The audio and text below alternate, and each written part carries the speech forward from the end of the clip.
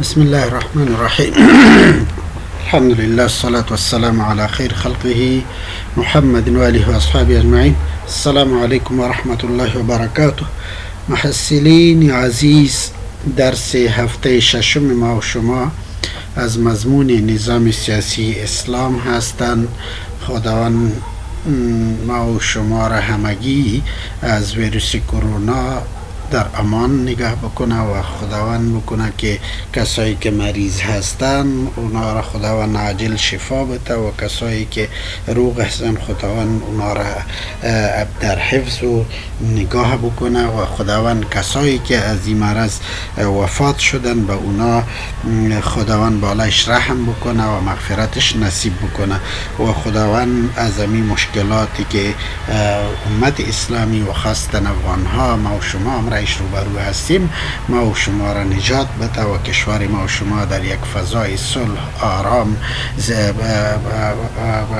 باشد و ما و شما خداوند بکنه که باز روزهای بالای ما و شما بیایی که درسهای حضوری را آغاز بکنه و خاطری که یک مشکلی هست درسهای آنلاین مشکلات خود داره خب خاطر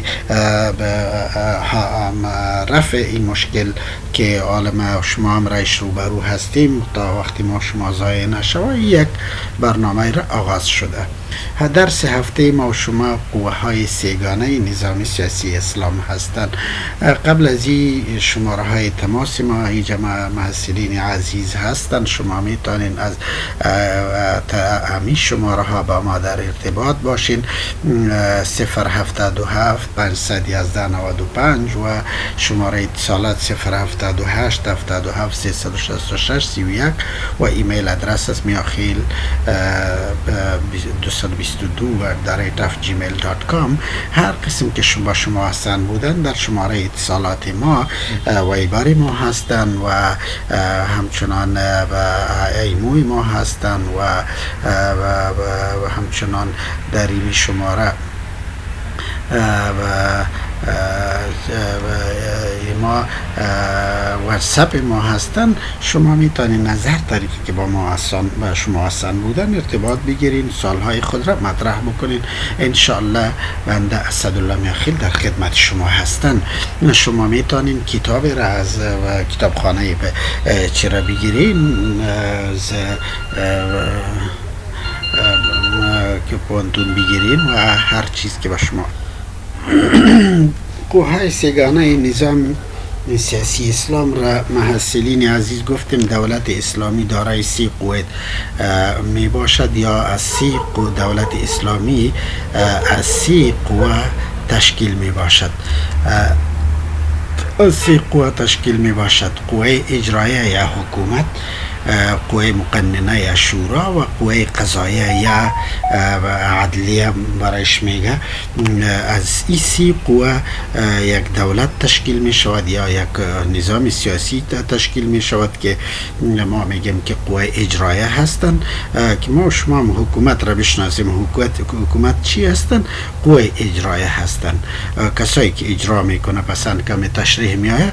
قوه مقننه یا ارگانی که قانون را جور میکنه که به نام شورا یاد می شود و قوه قضاییه یا عدلیه برایش گفته می شود.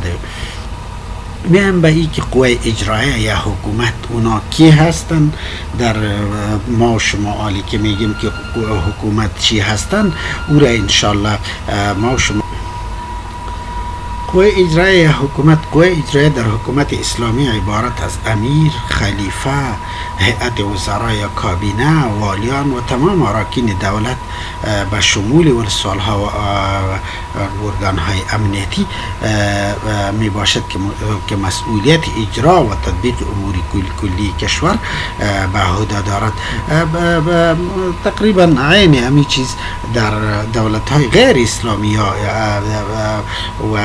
تمامی چیزا عین همین چیز می باشد. یعنی قوه اجرایی چی است؟ دولت است، اما حکومت کسایی که تطبیق کنند کسایی که تطبیق امور کلی کشور به عهده دارد، مثلا ما شما وزیران، رئیس جمهور، کابینه، اینا قماندان امنیه، والی ولسوال، قماندان امنیه ولسوالی، این ارگان تطبیق کننده اینا این حکومت هستند. اگر از ما شما پرسان شما حکومت کی است، او ارگانی است که تطبیق کننده تمام امور کلی کشور به عهده دارد یا مسئولیت اجرا و تطبیق امور کلی کشور به عهده دارد، که مسئولیت اجرا و تطبیق امور کلی کشور به عهده داشته باشد. شما باز ببینید مثلا امنیه قماندان ولسوال، پس از او والی قماندان امنیه و او کسایی که امرایش می باشه، پس از او بالا میریم با وزرا از تا رئیس جمهور، این قوه اجرایه هستند. موجودیت قوه اجرایه ما شما بحث در دولت اسلامی میکنیم. ما شما میگیم یک نفر میگه که قوه اجرایه در کتاب الله و سنت پیغمبر اسلام هستن، که شما میگین که در یک دولت اسلامی باید قوه اجرایه باشه.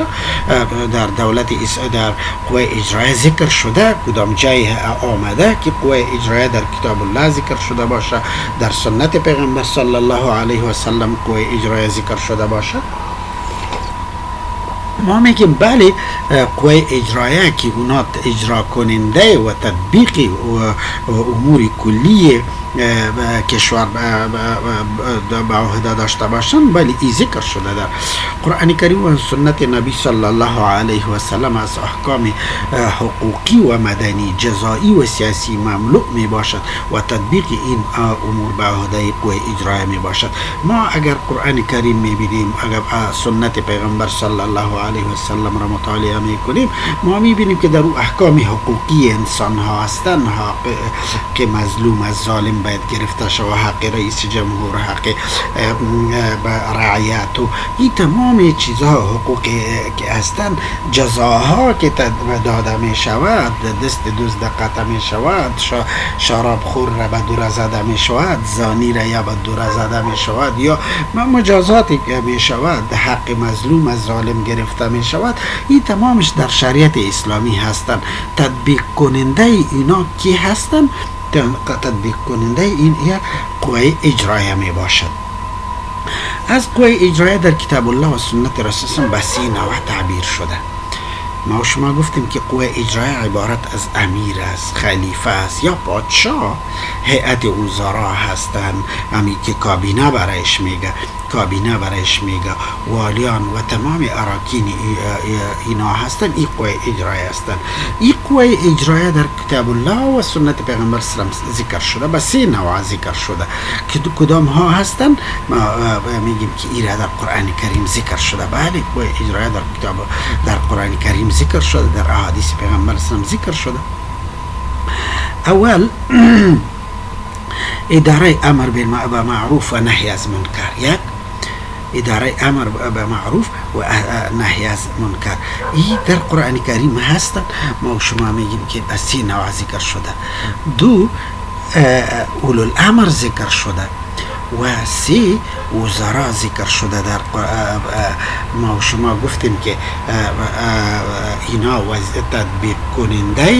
تطبیق کننده امور کلی هستند.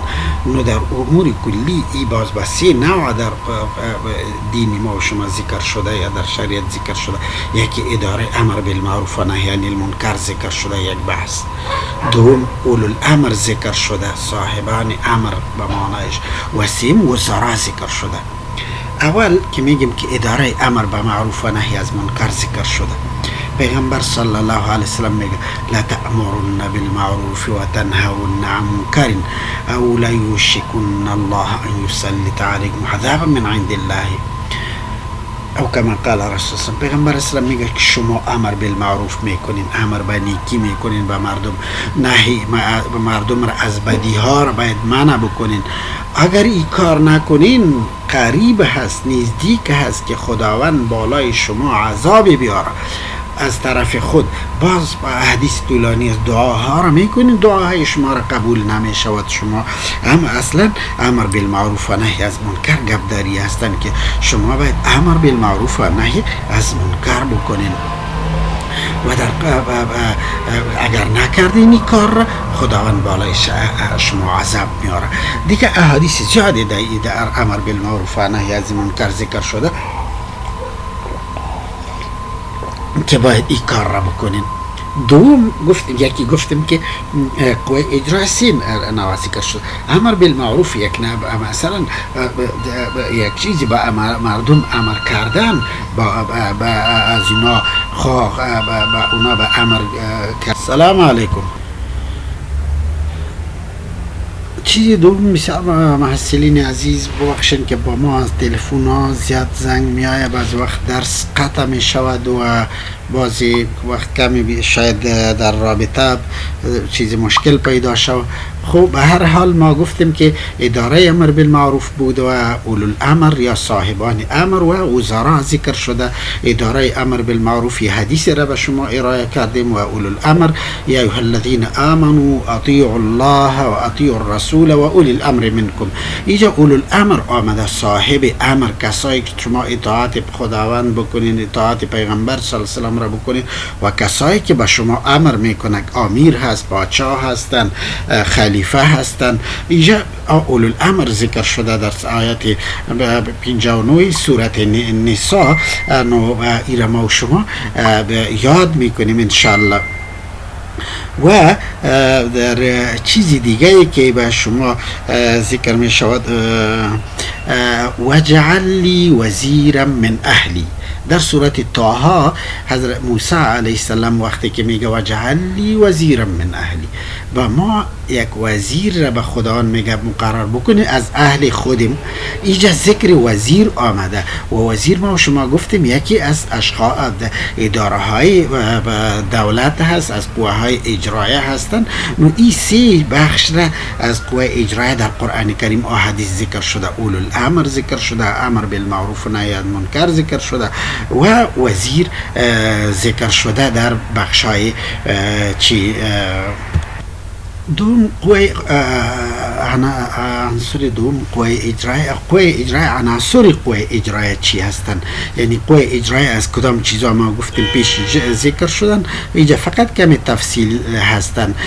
عناصر دولت بود، باز دور قوه اجرای بود.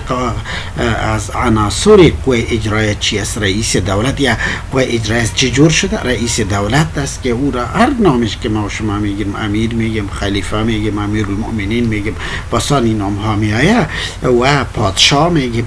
خب یکی امی می باشه.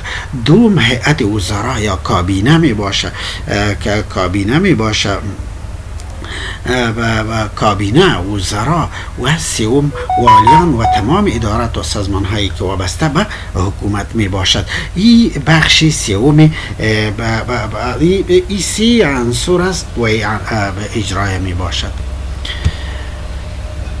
رئیس دولت کی هستند؟ امام و یا خلیفه رئیس دولت. رئیس دولت در طی نقاط ذیل شاید موردی بحث قرار میگیرد، در بحث باشه یا در درس های بعدی انشالله می آید. حکم و نصب رئیس دولت، حکم و نصب رئیس دولت، مقرر کردن رئیس دولت حکمش چی است؟ دو نامها و القاب رئیس دولت، شروط و مواصفات رئیس دولت، طرق انتخاب رئیس دولت که چه قسم انتخاب می شود، حقوق و واجبات رئیس دولت و عزل رئیس دولت که چه قسم و باز چه وقت معزول می شود و تا که رئیس جمهور می باشد، تا وقتش معلوم هستند معزول می شود یا معزول نمی شود. این در این نقاط بحث رئیس جمهور می شود. اول حکم رئیس دولت یا خلیفه و امام، اقامه و احیای خلافت اسلامیه که از واجبات و مسئولیت های هر مسلمان می باشد و هستند. اقامه و احیای خلافت اسلامی، زنده نمودن، نگاه کردن خلافت اسلامی یکی از واجبات و مسئولیت های هر مسلمان هستند که باید خلافت اسلامی باشد. علما و فقهای امت اسلامی را بر این اتفاق دارد که اعاده خلافت اسلامی بر این اتفاق دارد که خلافت اسلامی وجیبه و فریضه هر مسلمان هستند. وقتی که اعاده خلافت فرض هست، نصب خلیفه فرض هستند. اینا میگه که اعاده خلافت فرض هستند که خلافت باید در زمین باشه. ما و شما و محصلین عزیز خلافت اسلامی را وقتی که ملغا شده، مسلمانان باز روزهای خوبی ندیده. به همین خاطر بالای هر کسی که ظلم میکنه در هر گوشه و کناری مسلمان ها در تکلیف و حرج هستند. نو میگه که اعاده خلافت اسلامی واجبه و فریضه هر مسلمان هستند. تطبیق وقتی که اعاده خلافت اسلامی فریضه هر کس بودن، نو به او سبب می شود که خلیفه وقتی که اعاده خلافت است، خلافت بدون خلیفه نمی باشد، نصب خلیفه فرض و واجب هستند. اقوال علماء و مفسرین بر وجوب نصب خلیفه که میگیم که خلیفه واجب هستند. حکم نصب خلیفه که ما و شما گفتیم که حکمش چیست؟ واجب یا فرض هستند. اول امام قرطبی رحمت الله علیه مفسر مشهور مذهب امام مالک رحمت الله علیه میگه که در زمینه وجوب و نصب امام و خلیفه هیچ اختلافی در مابین امت اسلامی موجود نیستند. او میگه در مابین مسلمان ها در این اختلاف نیستن که نصب خلیفه و امام واجب هست. میگه تمامش به این اتفاق دارد که نصب خلیفه واجب هستند. این قول مفسر بزرگ امت اسلامی امام قرطبی رحمت الله علیه هستند. او میگه که فرض هستند. دو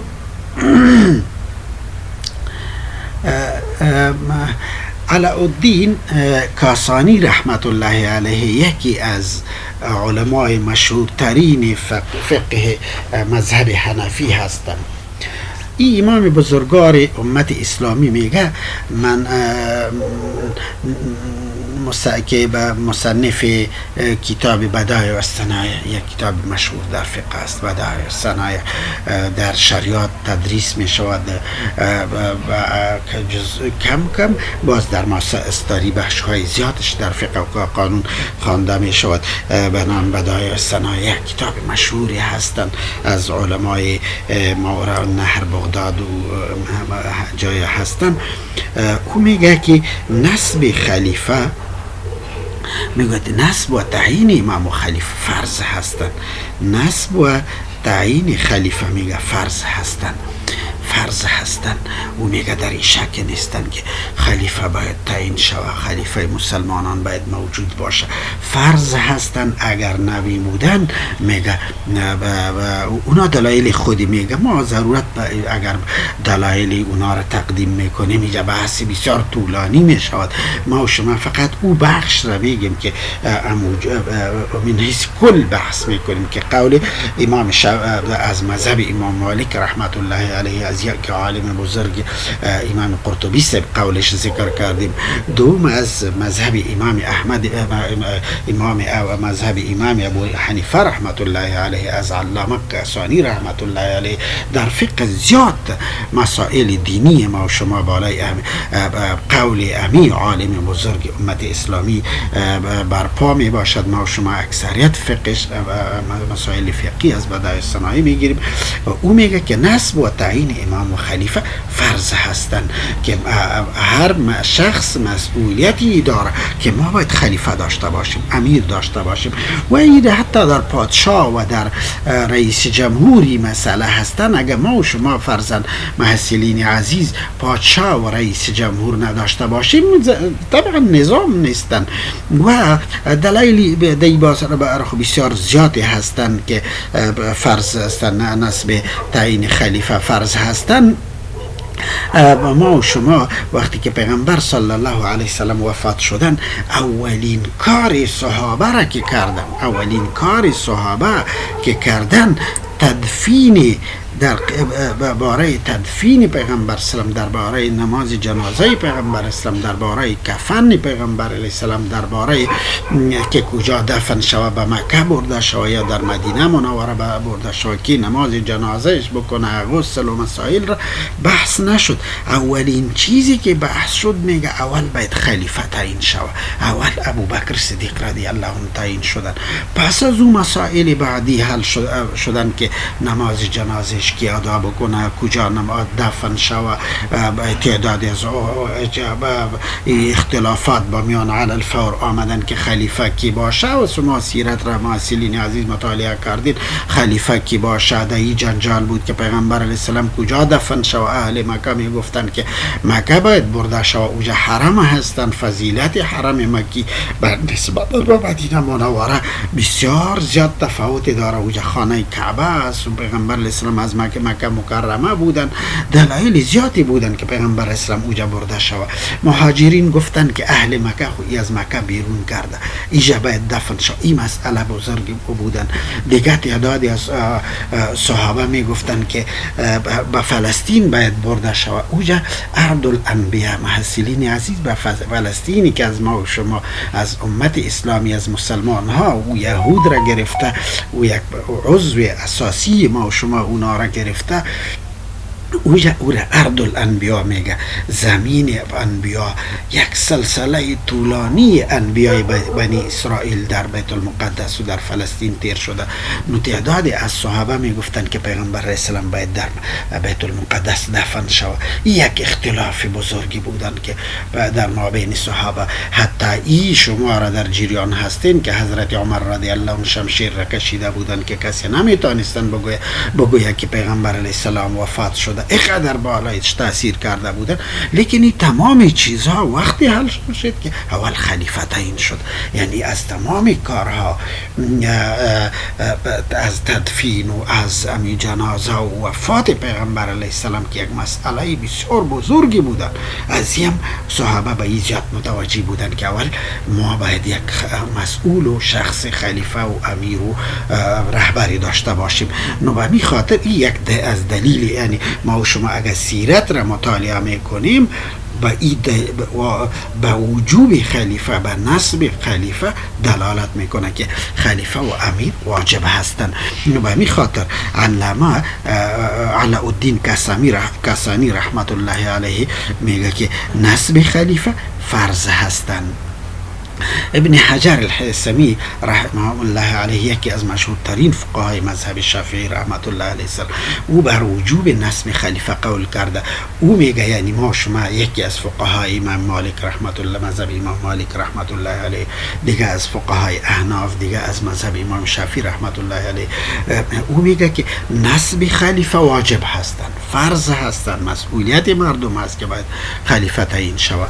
و ده علما و فقهای امت اسلامی بر نصب و وجوب تعیین خلیفه و امام قول کرده که ببینید اطاعت خلیفه و امیر مثل اطاعت خداوند در پهلوی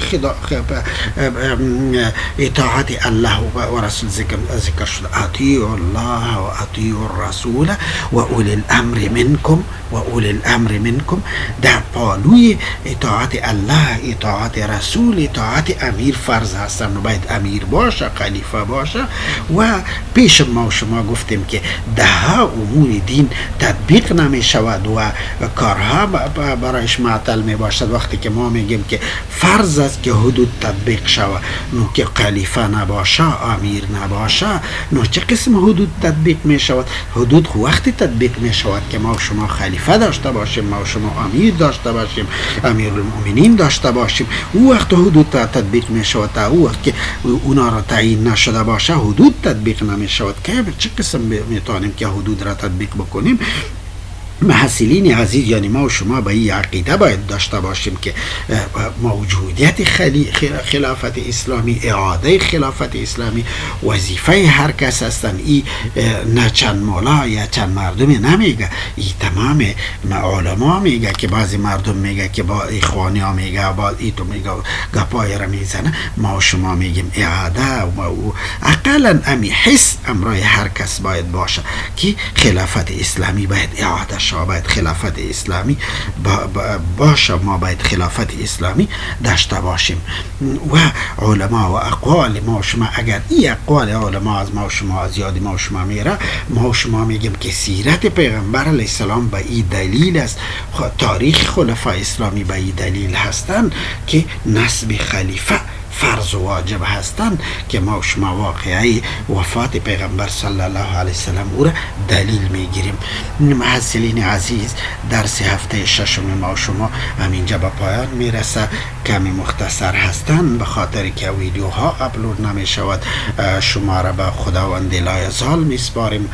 شما همیشه خوش و خوشحال باشین و خداوند روزی بیاره که درس های ما و شما حضوری شروع شود، تا که در یک فضای آزاد بحث ها را مطرح بکنیم که دولت های ما و شما چه قسمی هستند، در چوکات بحث هایی که ما و شما او را میخوانیم ای را مقایسه بکنیم. این بحث ها را به یک بحث سیاسی هستند، ای باید موضوعات روشن شود. محصلین عزیز، خوب ما و شما متاسفانه در وقتی در زمانی قرار میگیریم یا در وقتی هستیم که درس ها حضوری نیستن و آنلاین می باشه و اوجه تفصیل نمی شود. به می خاطر درس ها مختصر می باشد. شما را با خداوند لایزال می سپاریم و بازم تکرار می کنیم، چیزی اگر پرسان و گفتنی های داشتین انشالله ما در خدمت هستیم. شماره ها بالا بودن و شما ذکر شده. انشالله شما همیشه زنده باشین، ما را از دعاهای خود فراموش نکنین. و السلام علیکم و رحمت الله و برکاته.